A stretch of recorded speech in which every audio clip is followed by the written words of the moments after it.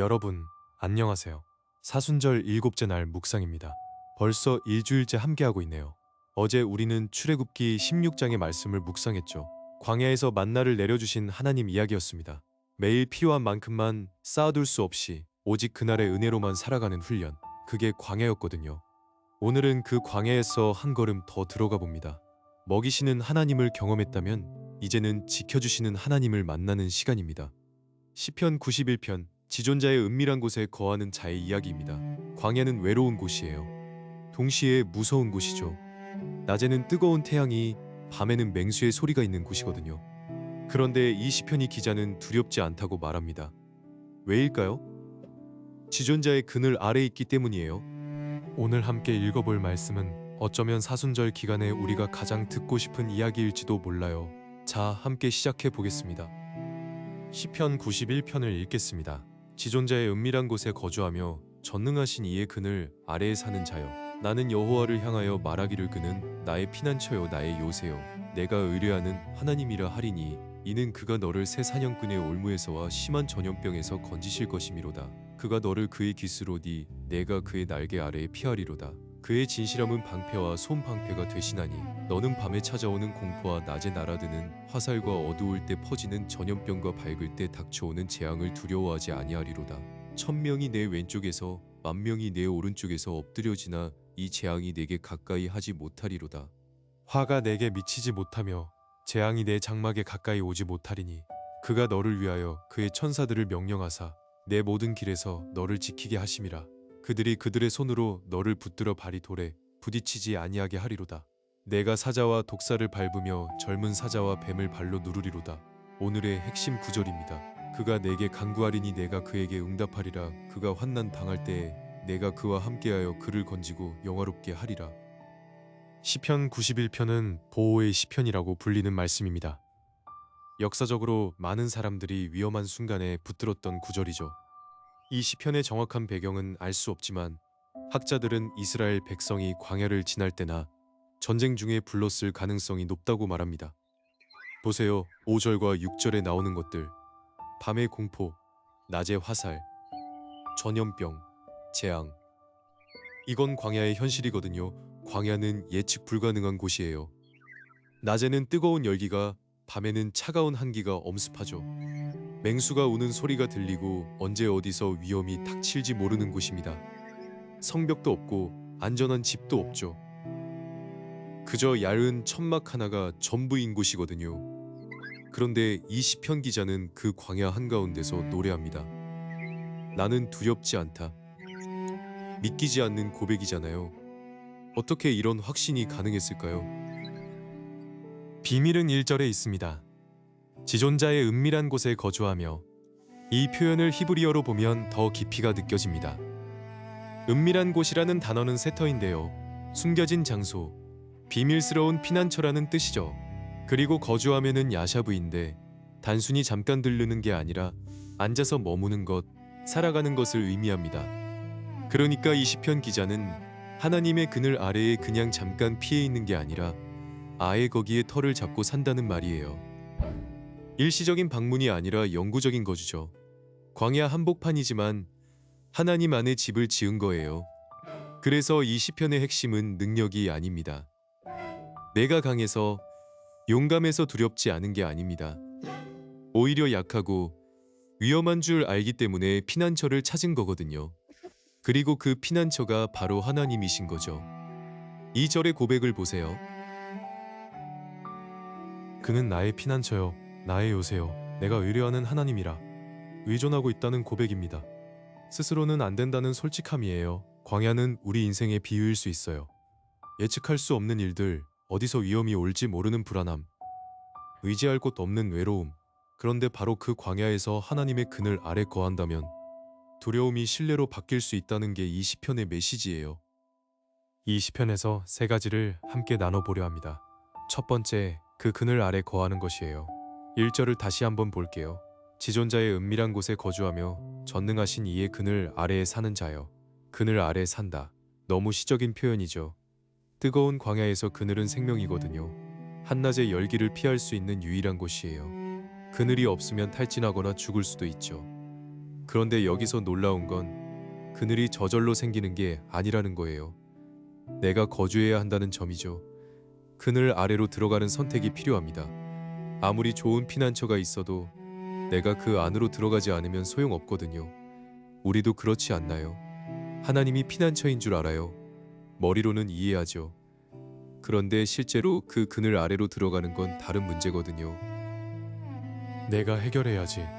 조금만 더 버텨보자 하면서 혼자 뜨거운 햇볕 아래 서 있을 때가 많죠. 이 시편 기자는 거주한다고 했어요. 잠깐 들렀다가 나오는 게 아니라 아예 거기 앉아서 사는 겁니다. 그게 신앙이에요. 위기 때만 찾아가는 하나님이 아니라 평상시에도 그분 안에 있는 거죠. 그러면 위기가 와도 흔들리지 않습니다. 이미 피난처 안에 있으니까요. 하나님 안에 거한다는 말이 추상적으로 들릴 수 있어요. 그런데 사실 구체적인 선택이에요. 아침에 눈을 뜨면 오늘도 하나님 안에 있기로 선택합니다 하고 마음을 정하는 거죠. 불안한 생각이 들 때마다 나는 지금 하나님의 그늘 아래에 있어 하고 의식적으로 떠올리는 거예요. 시련이 오면 혼자 버티려 하지 않고 하나님, 제가 지금 주님의 은밀한 곳에 있습니다 하고 고백하는 거죠. 위치가 중요합니다. 내 능력이 아니라 내가 어디에 서 있느냐가 중요한 거예요. 하나님의 그늘 아래에 있으면 그분이 지켜주시거든요. 두 번째, 두려움에서 신뢰로 바뀌는 거예요. 5절과 6절을 다시 읽어볼게요. 너는 밤에 찾아오는 공포와 낮에 날아드는 화살과 어두울 때 퍼지는 전염병과 밝을 때 닥쳐오는 재앙을 두려워하지 아니하리로다. 여기 나열된 것들을 보면요, 정말 구체적이에요. 밤의 공포, 낮의 화살, 전염병, 재앙. 이건 그냥 추상적인 위험이 아니라 실제로 사람들이 두려워하는 것들이거든요. 밤에 홀로 있을 때 찾아오는 불안감, 갑자기 날아드는 사고, 돌연히 퍼지는 병, 예상치 못한 재난. 우리가 일상에서 느끼는 두려움과 똑같아요. 시편 기자가 이 두려움들을 모른 척하지 않는다는 게 중요합니다. 두려워할 것이 없다가 아니라 두려워하지 아니하리로다라고 했거든요. 두려움의 대상은 있어요. 현실이죠. 그런데 두려워하지 않는다는 거예요. 왜요? 더 큰 신뢰가 있기 때문입니다. 4절을 보세요. 그가 너를 그의 깃으로 덮으시리니 내가 그의 날개 아래에 피하리로다. 이 그림이 참 아름답잖아요. 어미 새가 날개로 새끼를 덮는 모습이에요. 작고 연약한 새끼 새들이 어미의 날개 아래 숨으면 비가 와도 바람이 불어도 안전하거든요. 그 따뜻함과 안전함이 두려움을 몰아내는 거예요. 우리가 두려움을 느끼는 건 잘못이 아니에요. 인간이니까 당연한 감정이죠. 문제는 그 두려움을 어떻게 다루느냐입니다. 두려움에 지배당할 것인가, 아니면 두려움보다 큰 신뢰를 선택할 것인가. 7절 말씀이 충격적입니다. 그리고 1000명이 내 왼쪽에서 10,000명이 내 오른쪽에서 엎드러지나 이 재앙이 내게 가까이 하지 못하리로다. 주변에서 다 무너져도 나는 서 있다는 거잖아요. 이게 교만이 아니라 신뢰예요. 내 능력이 아니라 나를 지키시는 하나님에 대한 확신이거든요. 오늘 우리가 마주한 두려움이 뭘까요? 건강에 대한 불안일 수도 있고, 경제적 어려움일 수도 있고, 관계에서 오는 상처일 수도 있어요. 무엇이든 하나님의 날개 아래 피하면 됩니다. 두려움이 사라지지 않을 수 있어요. 그런데 그보다 더 큰 평안이 찾아오거든요.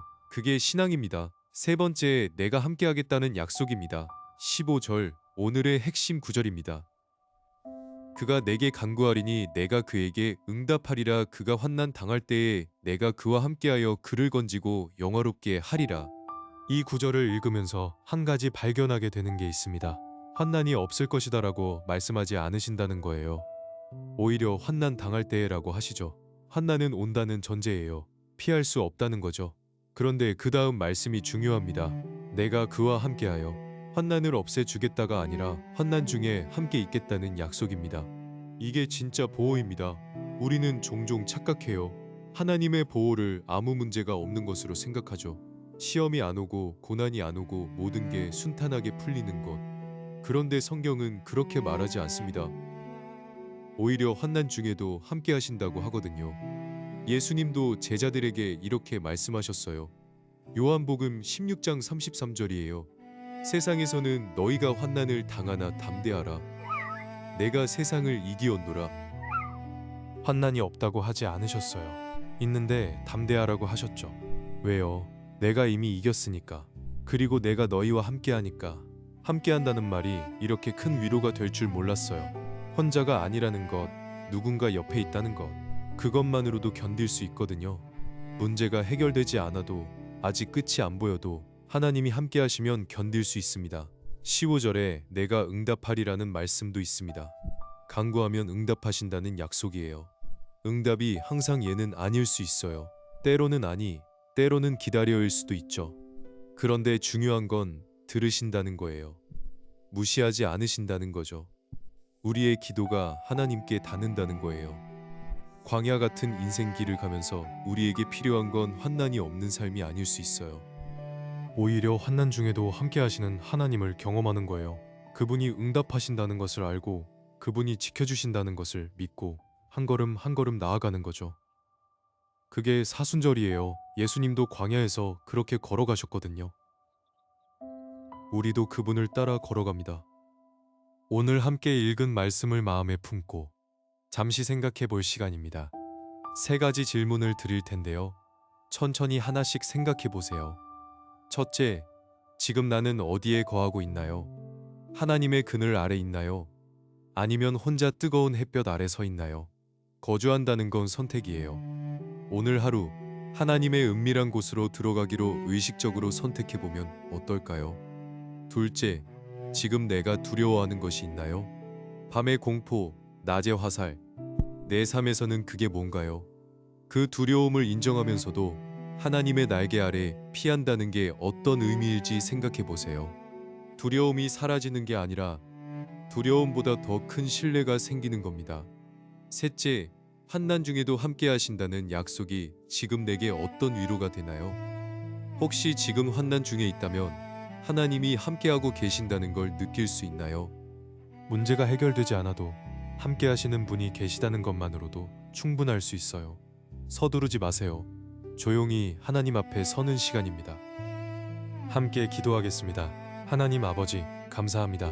오늘 시편 91편을 통해 주님이 우리의 피난처 되심을 다시 한번 깨닫습니다. 주님, 저희도 고백합니다. 광야 같은 인생 길을 걸으며 두려울 때가 많습니다. 예측할 수 없는 일들, 갑자기 찾아오는 위기들, 밤의 공포와 낮의 불안이 저희를 짓누를 때가 있습니다. 그런데 오늘 말씀이 저희에게 말씀하십니다. 주님의 그늘 아래 거하라고, 주님의 날개 아래 피하라고. 주님, 오늘 하루도 저희가 주님의 은밀한 곳에 거하게 하여 주옵소서. 잠깐 들렀다가 나가는 것이 아니라 아예 주님 안에 머물며 살아가게 하옵소서. 두려움이 올 때마다 주님의 약속을 붙들게 하여 주옵소서. 환난이 없는 삶을 구하지 않습니다. 다만 환난 중에도 주님이 함께하여 주시옵소서. 간구할 때 응답하여 주시고 넘어질 때 붙들어 주시옵소서. 주님이 우리의 피난처요 요새이심을 오늘도 경험하게 하여 주옵소서. 예수 그리스도의 이름으로 기도합니다. 아멘. 오늘 사순절 일곱째 날 묵상 함께 해주셔서 감사해요. 시편 91편 어떠셨나요? 광야 같은 현실 속에서도 하나님의 그늘 아래 거할 수 있다는 것, 두려움이 있어도 신뢰가 더 클 수 있다는 것, 환난 중에도 함께 하시는 하나님이 계시다는 것, 이 약속이 오늘 하루 우리의 힘이 되길 바랍니다. 오늘 하루 15절 말씀 한 구절을 마음에 품어보면 어떨까요? 그가 내게 간구하리니 내가 응답하리라. 간구할 때마다 하나님이 들으신다는 것을 기억하세요. 내일은 사순절 8일차 묵상입니다. 야고보서 1장 시험과 인내에 관한 말씀을 함께 읽을 거예요. 하나님이 보호해 주신다는 것을 믿으면서도 시험은 찾아오잖아요. 그 시험을 어떻게 받아들여야 하는지 야고보가 들려주는 가르침을 함께 나눠보겠습니다. 기대해 주세요. 그리고 이 묵상이 은혜가 되셨다면 구독과 좋아요로 함께 해주세요. 오늘 느끼신 점을 댓글로 나눠주시면 함께 묵상하는 분들에게도 큰 힘이 되거든요. 오늘도 하나님의 날개 그늘 아래 평안히 함께 하시길 바랍니다. 감사합니다.